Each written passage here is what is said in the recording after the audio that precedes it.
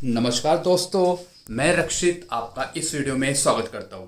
दोस्तों, ये मेरा एजुकेशनल वीडियो है। इस वीडियो में आपको बताने वाला हूं कि जब कोई पेंशनर रिटायर हो जाता है उसके बाद उसे क्या क्या बेनिफिट्स मिलते हैं। आफ्टर रिटायरमेंट किसी एम्प्लॉय को या फिर किसी पेंशनर को क्या क्या बेनिफिट्स मिलते हैं, ये मैं आज आपको इस वीडियो में समझाऊंगा। आप बारीकी से देखिए इस वीडियो को और समझिए। तो सबसे पहले क्या मिलता है जब कोई पेंशनर रिटायर होता है, तो सबसे पहला है पेंशन।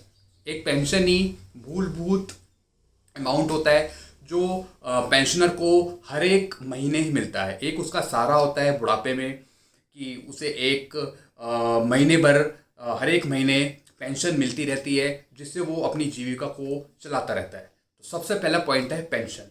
और भी इस पूरे वीडियो में आपको ये भी बताने वाला हूँ कि जो भी बेनिफिट्स हैं जो आफ्टर रिटायरमेंट पेंशनर को मिलते हैं उसमें कितना टाइम लगता है मिलने में।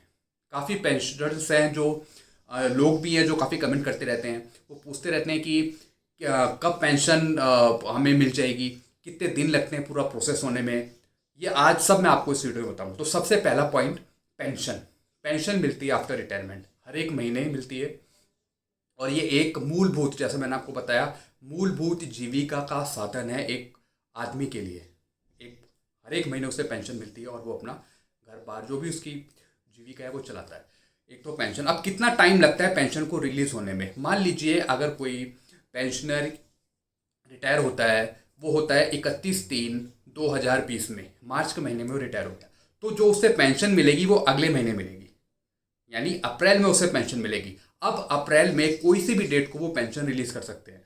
वैसे 29-30 तारीख इसी के दिन पेंशन बनाते हैं, रिलीज करी जाती है और 1-2 तारीख तक आपके अकाउंट में आ जाती है। तो इस तरीके से पेंशन मिलती है। मार्च की पेंशन कब मिलेगी? अप्रैल में मिलेगी। ऐसी एक महीने आगे बढ़ के मिलती है। अगर अप्रैल की है तो अप्रैल की मिलेगी महीने। आप ये देखते भी होंगे अगर आप पेंशनर हैं।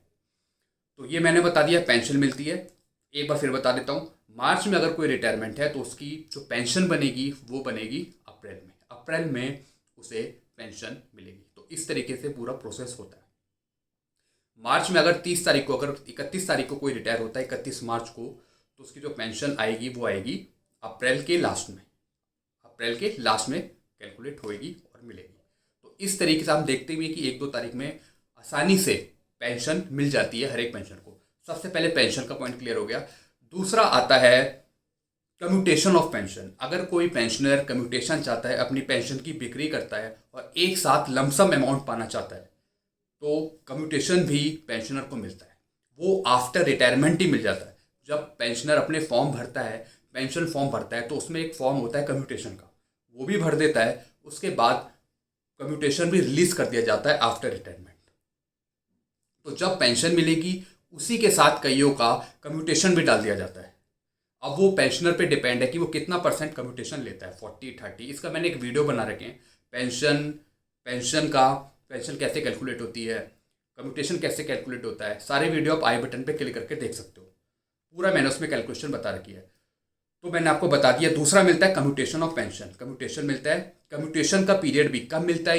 ये आफ्टर रिटायरमेंट जब पेंशन मिलती है उसी के साथ या 1-2 दिन बाद रिलीज कर दिया जाता है कम्यूटेशन, जितना भी आपका लमसम अमाउंट बना है। और फिर पेंशन में से वो कम्यूटेड अमाउंट माइनस होता रहता है 15 साल के लिए। तो एक तो कम्यूटेशन मिल गया। फिर आता है डेथ कम ग्रेजुटी। डेथ कम ग्रेजुटी, रिटायरमेंट ग्रेजुटी जिसे हम बोलते हैं, ये भी आफ्टर रिटायरमेंट मिलता है। ये भी पेंशन के साथ 1-2 दिन में या फिर पेंशन के साथ पूरा अमाउंट, जितने भी आपकी क्वालिफाइंग सर्विस है, जितने भी साल की मैक्सिमम क्वालिफाइंग जो सर्विस है वो 33 साल है। 33 साल से ऊपर हम नहीं देते हैं। मैक्सिमम में 33 साल। और टोटल अमाउंट जो उसका कैलकुलेट होता है, जो भी मैक्सिमम ग्रेजुटी है, रिटायरमेंट ग्रेजुटी देते हैं, वो देते हैं 20 लाख। मैक्सिमम 20 लाख है, 20 लाख से ऊपर नहीं देते हैं। तो 33 साल की सर्विस लास्ट, और जो भी उसकी कैलकुलेशन करके 33 साल पे आएगी वो मिनिमम 20 लाख। 20 लाख से हम ज़्यादा नहीं देते हैं। दूसरा इसी के साथ मिलती है डेथ ग्रेजुटी।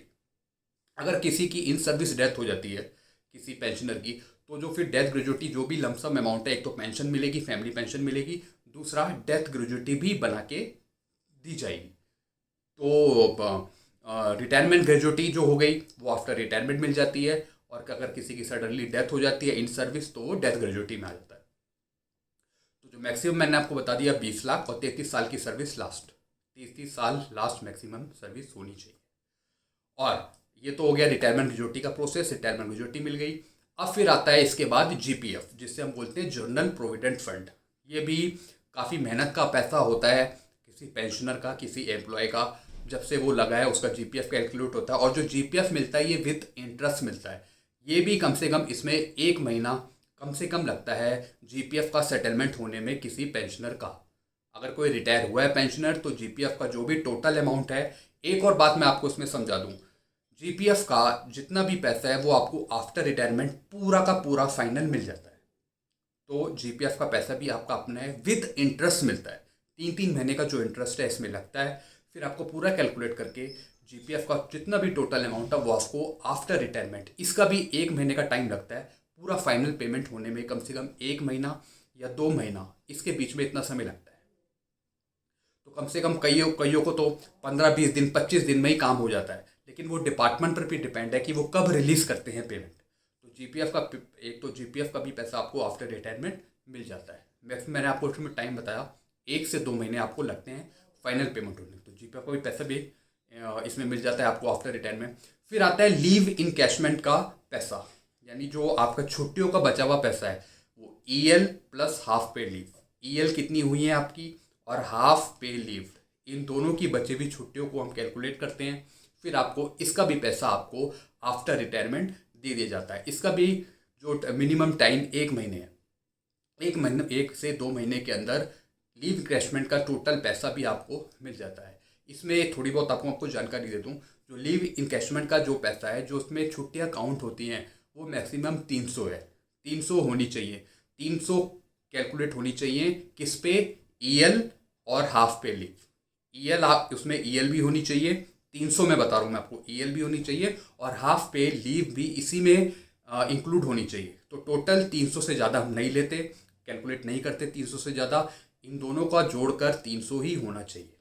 तो 300 डेज की छुट्टियाँ जो आपकी बची हुई हैं, उसके अंतर्गत हम लीव एनकैशमेंट टोटल इसका अमाउंट कैलकुलेट करते हैं। ये भी आपको आफ्टर रिटायरमेंट मिलता है। तो लीव एनकैशमेंट का पैसा हो गया। फिर मिलता है आपको ग्रुप इंश्योरेंस का पैसा। अगर आपने कोई इंश्योरेंस है या कुछ भी आपका जीआईएस है या फिर ग्रुप इंश्योरेंस सेविंग स्कीम है या फिर नॉन प्रॉफिट स्कीम है, जो भी एलआईसी का या फिर ग्रुप इंश्योरेंस का जो भी पैसा है, अगर वो आप अपनी सैलरी से कटवाते हैं या आपकी सैलरी से कट रहा है तो उसका भी पैसा आपको आफ्टर रिटायरमेंट, इसका भी प्रोसेस कम से कम 1-2 महीने का होता है। 1-2 महीने लगते हैं, इससे ज़्यादा ही लगते हैं। तब आपका ग्रुप इंश्योरेंस सेविंग का पैसा एलआईसी से कंसल्ट, जो भी आप अपनी सैलरी से कटवाते हैं, चाहे वो 120 रुपये हो, 60 रुपये हो, ग्रुप के वाइज अपनी पोस्ट के अकॉर्डिंग ये पैसा कटता है। हाई पोस्ट, मीडियम पोस्ट, लो पोस्ट, जैसे भी आपकी पोस्ट हो उसके अकॉर्डिंग ग्रुप इंश्योरेंस का पैसा कटता है, जिसे हम जीएसएलआईसी भी बोलते हैं। इसका भी पैसा आपको कैलकुलेट होके आफ्टर रिटायरमेंट 1-2 महीने का इसमें भी टाइम लगता है। दूसरा आपका पीएफ का पैसा है, कंट्रीब्यूटरी पीएफ का पैसा। ये जो भी आपका सैलरी से कुछ कट रहा हो और इस पर विद इंटरेस्ट मिलता है, जो भी ग्रुप इंश्योरेंस का पैसा है इसमें विद इंटरेस्ट आपको मिलेगा। तो ये चीज़ मैंने आपको बता दिया।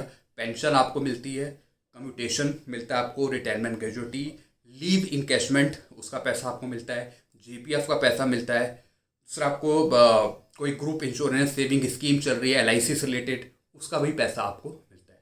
तो इतनी सारी चीज़ें आपको मिलती है आफ्टर रिटायरमेंट। तो अगर आपको इससे रिलेटेड कुछ भी पूछना हो तो डायरेक्ट आप मेरे को कमेंट कर सकते हैं।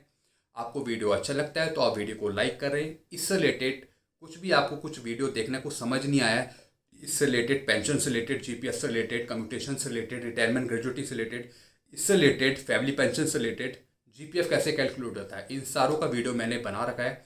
आप आई बटन पर क्लिक करके वीडियो आप देख सकते हैं। तो अभी के लिए मैं थैंक यू बोलता हूँ। अगर आपको वीडियो अच्छा लगता है तो आप वीडियो को लाइक करें और चैनल को सब्सक्राइब कर सकते हैं। Thank you very much.